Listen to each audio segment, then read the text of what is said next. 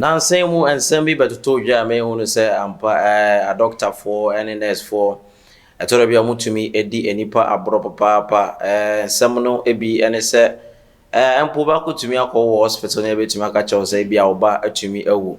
na nhwemu asentrofo eyeye no beto dwa say ampa nipa no bi o a so mo wo a na che say mo ma no kro tumi ton mo ene enoma atumi ede ma afoforo a che say mo ntumi enwo eno enam so ema ensem no be buburuja pa ema pose for de mo gimu emu hwehwemu nyina ma hu say se nioma bi say tumi si e wo man pomponi Ghana mo na che say wo man no ye nkoni aje se nioma bi wa etwase yetumi eka na afi ni yetumi hwe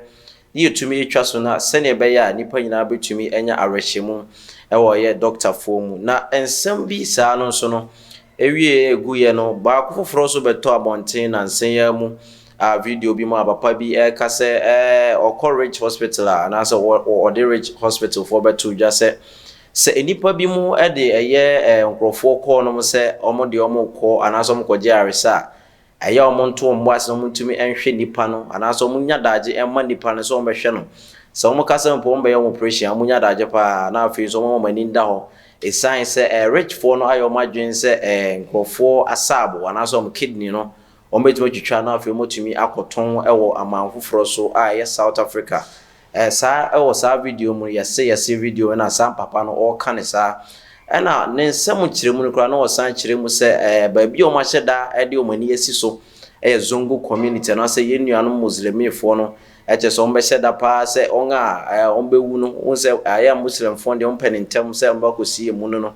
enti eba ne sa mbe papa no motumi yi kidney no motumi de ama anaso makoton wo South Africa enti no wo hye anaso wo ka kire muslimfo nyina se omo funu koda yes Ridge hospital omo hwe na afi omani da wo se saa ne oman nyina ometumi ahwe na afi no omotumi abosa omufunu ahoban na afi nipa bia mpo so obekọ so kọje aresa no onye anase nda wo se abo wo se ne be ya saa ensem bi entumi ento no enti enwe saa video ne mra na afi yemetoa ensem atumi api wo saa ensem bi echiri. Be careful, my Zongo community. Be very, very careful with the hospitals in Ghana. They are stealing internal organs of most people and selling it, especially your kidneys. They are stealing it and selling it for big money. The hospitals in Ghana, especially the Ridge Hospital, they've done it to our family member. Yes, they've done it. So I'll continue to raise awareness and let my community know and let other Ghanaians too know that they should be very careful when their family member is sick. When they take the family member to the hospital, they should pay attention to the doctors. If they say they have to do surgery, which we call operation in Ghana, seek for second opinion. Don't just settle for the first opinion. Don't. Because they are in for their pocket. They don't care about your health. They don't care about your life. They care about money. And that's it. May God bless America. God bless Ghana. And we hope Ghana will make it. Assalamu alaikum wa rahmatullahi ta'ala wa barakatuh. Assalamu alaikum. The video no na etwagu e was screen so ne hu no se mapa no etumi e kasa okasa e wo eye brave wo de akuduro pa na kasa isan se ne se mo no kra kire mu se ono ebi etumi ato no woni na busuafo nti no woto eye sa eye nkrai e de amani pa bia eno na sa ensem Rich for etumi ababonten abeka se no kra bia ni sa ensem we mu o se no kra bia eni sa ensem ensem e fa se Rich for etumi papa nipa etumi yi omosabo etumi koton wo South Africa no enya de a etumi eye no kore da biara da esan se a doctor for no omayomadwen se base nipa ho adwuma na omunya omufiri omakoma mu nyina ye no sede se na efata ombomoden adi sa adwuma ni nyina se na be betumi aboa na nipa apomuden ade nipa ahoden etumi asipi na etumi esita na Abra Greater Accra Regional Health Director Ekasa Dr. Charity Sapon Ekasa no odi to just say a doctor for the omo OTB anase omo ensoa bi omo soe se eba se omo hwe nipa nyina omo hwe nipa nyina omo ni adaje so omo ye enyimu kra se eba se wo ye pepeni o se wo ye enkrani o so ya agbeni o ekro bia ne oman biara ofiri so no a doctor for the omo dia ne se onipa biara se ne wotie biara no obe modern so mehwe ne papa se de se na afi no mapomudin nsem no omatumi ama no akoso se de esena efata na saa ensem yi wode tudwa abra one eye nkrofo bi om yejuma orage ebo konten bo ketem ko pie mu ewo ye national chief imam Sheikh Nuhu Shaributu anaso eri kire mu se eko na abra omko tire nsem a kire ne se hwe Sheikh enya de ebetumi aye sas ade we kura tia enu muslimifo esan se yen yejuma eye no wo se obia ne se de obia tie bia no yetumi yejuma no ma ne se de se na efata eno na Sheikh so ade to so se ampa ewo Quran mu mpo no se ba se enema nhwemu anase obi mpo yenya botre ema nhwemu a ya ade a yenso yewo adaje pa se obetumi aye nhwemu afa nipadua ho empo de results nyina atumi aba bonten se de se na efata eno na maami esande to aso se sa video na ebetwagu monten so no omo de ama nkrofo anase authorities won etwa fata some de sa video no mo je so mu di hujuma o ma hwehwe mu ekosi ba bia wo sesi na afa motumi apesa ensam ne pomosi bere esan se sa video wi etumi ko viral pa ma dipa nyina hu ye enti youth na anase mpepefo youth no se mo ba na se nipa na ye ka se empo wu a so mbanya botre akase omo nto mbo ase na afa no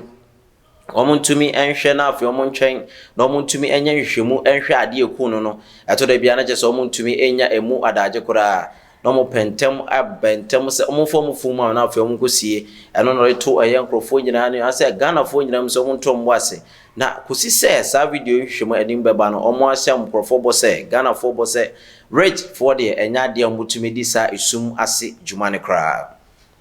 yebo era ensamfo from a yekopie ewo Ibrah na say de odwe no papa Ibrah 1 say de anim no Ibrah yo bi aje so no akasa ne husikani papa yenim se ono so atumi akasa ema NDC amanyoko no oyo bi aje so waje no tintiman pa eba NDC amanyoko ne mu nsensem a je so yo bi aje so ono na ni ji papa na ni ji NDC ho adande yina otumi ebo president Akuffo-Addo achi papa na nsemu ne nsem bia otumi bekeka na so de to eye ono ankasa ne status no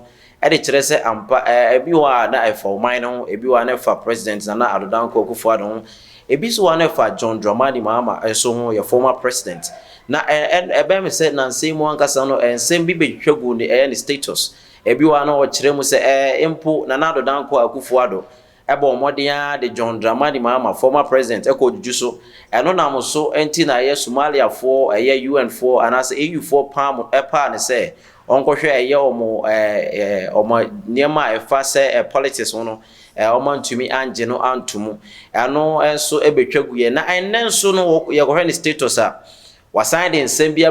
abetwuro gwan so wakroche nsem bia begu a eye nsem a chese emu duru papa chese mpenifo beka se agese ye to se bebe ye de hono ansa na etumi akasa ensem esan se ewo Ibrah status so no ode ato se senka na Adodanko Akuffo-Addo ya president otisui na Adodanko ahonfe opambo na ngasa chese wo hwe a the first gentleman of the land o se senka oni papa na ngasa be se be mpreduasa empenifo manimu anka wa mane poison mana no bo wude daada esan se wo hwe a na Adodanko Akuffo-Addo obi a oye nimguase ema oman kura wasa ensam yi mu no wontumi ankere ade potinti a ema na Adodanko Akuffo-Addo obi a oye nimguase ni ema oman pomponi Ghana na mo no de wotoro nyina ne se senkoye papa de a na nka se ono betena se pa so behwe se ni papa nkoso enye eniema na se nyamra nsem a etise ya na se nsem ekoso oman Ghana yi mu a amanfo ekasati bebrebe no de na nka obebo modin a pebrudo kakra na afu apenkurado kakra jeso de awon na afu odi piota bia wo na chese dondon na chese wotam di ya na chese fast wokwa no chese inkurado chese 1 cedi anase wo hwe na kuku bi esu a wo modin a ben na afu wo hwie kakra guma na se denchembo kakra na de fa grass na no kakra bia ajese ne papa tam ya njese wobogu niam guna ajese endi be 1 minute kran jese woko ane se we ensem a jese Ibrah ade ya ne status a kire se ampa se basen kan papa ene Akuffo-Addo aga wotwe no gudadada we ene ensem bia de besom wo attention TV na moje Ibrah ene adaje de anase ne de be ma mo ne yesan aka kire mo se wohwe numbers e twagu e wo screen ase a ese we ne obedi dwanti na numbers ni twagu so opese ya advert ma e fa enema bia opese obon da wuro wajuma bia opese wudi no opese amansan nyina ete wonka attention tv ne bekoso e de ama e different numbers na fe oni marketing department endi nkomo na danda nyina yuntum endi juman ma se de se na efata beda asa wode bre ene adaje ehwe midin e de franco ku asante